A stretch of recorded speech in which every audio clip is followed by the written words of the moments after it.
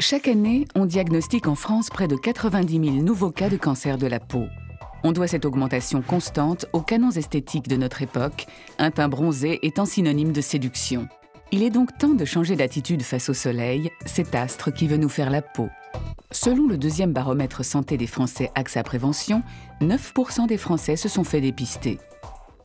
Mais comment faire la différence entre grains de beauté, taches suspectes comme les carcinomes, lésions les plus fréquentes mais les plus guérissables, ou les redoutables mélanomes, responsables de plus de 1000 décès par an? Pour cela, il existe une nouvelle méthode, démonstration avec ce dermatologue. L'autosurveillance est donc une technique récente qu'on demande à nos patients de suivre de manière à ce qu'ils s'auto-examinent eux-mêmes, chez eux, seuls devant un miroir ou avec l'aide d'un proche. Donc ça consiste à surveiller tous les grains de beauté qui sont présents sur leur peau. Et pour ce faire, on a des fascicules qu'on leur remet, avec lesquels ils vont pouvoir s'aider. Dans ces fascicules, il y a un listing qu'ils vont suivre.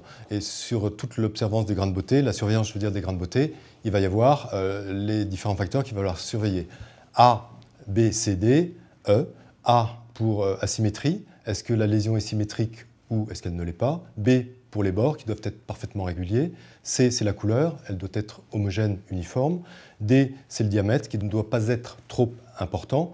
Et E, c'est l'évolutivité, ce qui est primordial parce que tous les grains de beauté, normalement, ne doivent pas évoluer. Mais quels sont les bons réflexes à adopter pour bien se protéger du soleil? Et y a-t-il des avancées dans la prévention des cancers de la peau? La protection solaire est très importante et en particulier, il faut que les patients en vacances évitent certains horaires que sont schématiquement entre midi et 16 h. Il faut qu'ils évitent d'aller au soleil parce que c'est là où les ultraviolets sont les plus agressifs.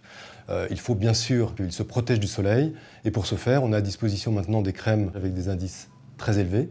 Le maximum actuellement sur le marché étant 50+, qui protège parfaitement bien contre les UVB et les UVA. C'est une notion qu'on a depuis quelques années. Il faut que la protection soit sur ces deux types d'ultraviolets. Autre nouveauté dans le domaine de la prévention, les combinaisons anti-UV, qui sont très intéressantes chez les très jeunes enfants qui veulent aller jouer sur la plage et avec lesquels ils sont parfaitement bien protégés.